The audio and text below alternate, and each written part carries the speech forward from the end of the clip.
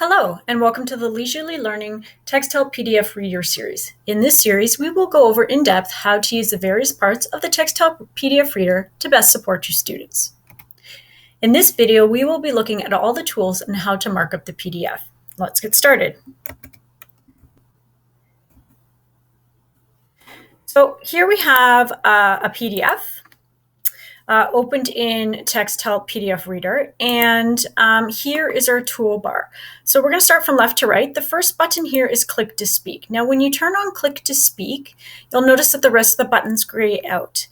Then what you're going to do is you're basically going to do exactly what it says. You're going to find a sentence. You don't even have to be at the beginning, and you're going to click on that sentence. For thousands of years, zombie-like monsters have appeared in legends and myths all over the world. When you want to stop, press the Click to Speak again. If it sounds a little bit funny, it's more to do with the recording than it has to do with the actual voice in the reader.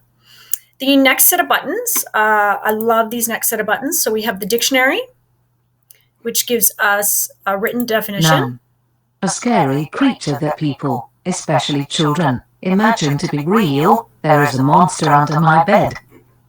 And a picture dictionary. The next three buttons most people are familiar with. We have play, monsters, which will either read the word that's highlighted, a history of zombies almost everyone, or start from the beginning. Pause does exactly what it says, and then you have stop. The screenshot reader allows you to read text that may be inside of an image. So for example, here,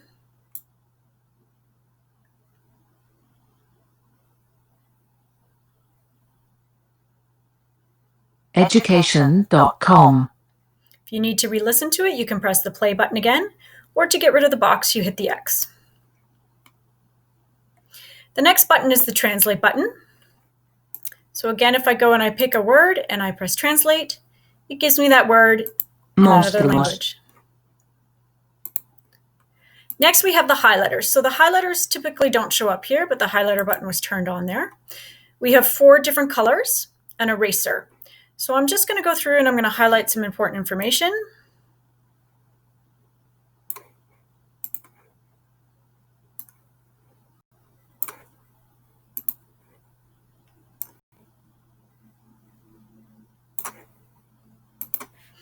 And then we're going to use the Collect Highlights button. When we press this, we have the option of sorting by position or color. Color is mostly used if you've assigned a color for a particular reason. So for example, if you're doing nouns versus verbs, or if you're doing a research project, maybe something on habitat versus behavior. Otherwise, typically you choose by position. Select the colors you want to collect and press OK.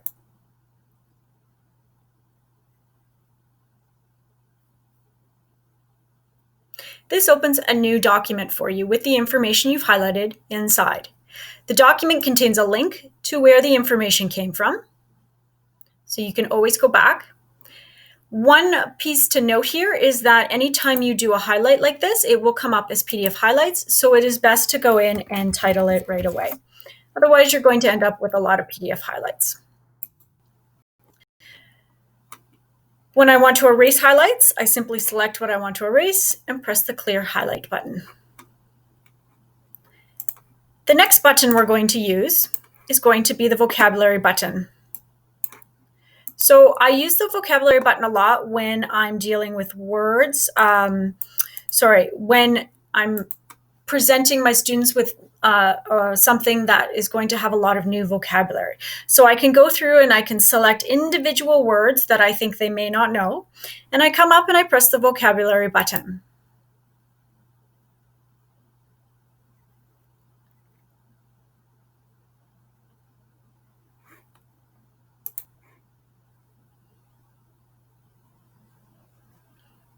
What it does is it creates a table for me.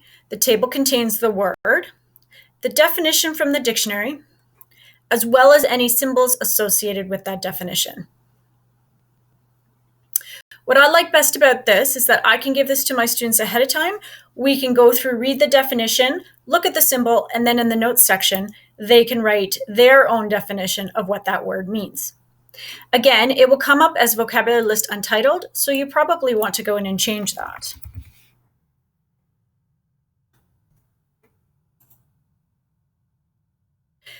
The next button we're going to look at is the typewriter button. So this is probably one of the most important buttons when giving students worksheets. So what you can do, and I've already got one there, so we'll go down here, is you go and you press on the typewriter button. And when you do that, you see that purple line appear. Now, whenever you click on a page, you're going to end up with this text box. You can type in this text box.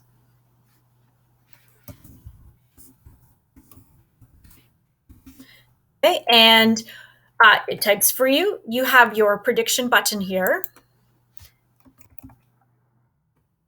Zombie. Story of. Okay, so you can go through that. Or you have speech to text. It's such a fascinating story because it's mysterious, period.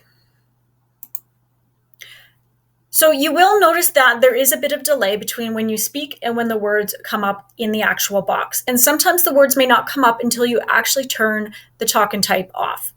Now, this is a very tiny box, and you can see that the page has given me lots of room to do this. So what I'm going to do is I'm going to come to these 3 dots over here on the side, and I'm going to drag this out.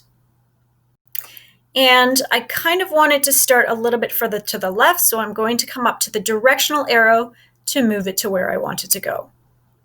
Now, the PDF Reader tries to match the size of the text to the size in the actual document. Because this one has various different sizes, I think it's just gone with the standard. If I want to make it bigger, I can press the bigger button. If I'd like to make it smaller, I can press the smaller. I can also change the color of the font. So you have lots of variety of colors. I would stay away from yellow for font, unless you're writing over something that's black. But I encourage students to use this because then it sticks out to me right away where they've actually typed on the page. The next button is the trash button. So if you didn't want what you wrote, you can hit trash. And if you're complete, you can either press the check mark or press somewhere else on the page. Now, if I want to go back and edit this, I simply click inside that box and I can go in and add more. Okay. Let's turn that off and we will trash that box. The next button we have is the Pushpin button. So if I come across something that I think is important, I can come in and put a Pushpin. So I'm just going to click over here. It's going to give me that text box. This is important. It's about modern zombies.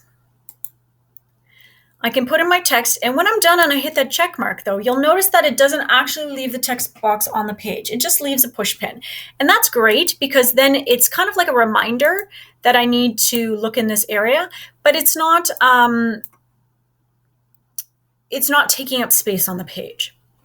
The last 2 functions are freehand drawing and shapes. So I'm going to come down here to the bottom. So we'll talk about freehand drawing first. So you can change the color of your freehand drawing. You can also change the line thickness, and I always have trouble with this. There we go. You can make it thinner or smaller, and it allows you to circle and write on the page. This is great if you have a touch screen and you want to be able to do stuff, you can do that. You have the eraser button. You can click on it to erase what you've done. Okay. The other option is of course, if you turn the button off and you come to something you don't want, you can either move it around, resize it, okay, and it maintains its ratio, or you trash it. The next button is the shapes button. And again, you have line color, you have fill color. So the default is transparent, but you can change it to whatever color you want. So actually, let's just make this purple. Okay, again, you have line thickness, you have your eraser, you have 2 basic shapes, you have squares. So we'll start with a square. Okay, maybe I don't want that. I want that transparent. We'll put another box over top. So let's erase that one. There we go. You also have circles. Okay, and again, if I want to move stuff around because it's ended up in the wrong spot, I can do that by clicking off of the tool. I also have the line button, and this is probably the most useful from my perspective. So you can do easy connect the dots. So if I wanted to connect particular things that were important, I can do that. So those are the basic tools inside of the Texthelp PDF Reader. Now, there is one last thing I want to show you. So we've got all this information here marked up on this page. It saves automatically. But what ends up happening is when you go back to your drive and you go into the preview view of this document and you look at the preview view, it looks as if there's nothing on the page. And this can really freak students out because they're thinking, why did I do all this work and now it's gone? It's not gone. You have to reopen the program in Read and Write, or the document in Read and Write, to see that. It works almost like an overlay or an acetate sheet for those of you old enough to remember overhead projectors. All right, so we've clicked on that open with Read and Write for Google Chrome, and now if we scroll down, oh, there are our highlights. There's our pushpins. There are our drawings, and our text should be somewhere up here. There it is there. Okay, and those are the tools in the Texthelp PDF Reader. So, as always, if you have any questions, use the link below to access the Texthelp Reader video question form. Be sure to leave an email so that we can respond to your questions. Thank you for watching this video.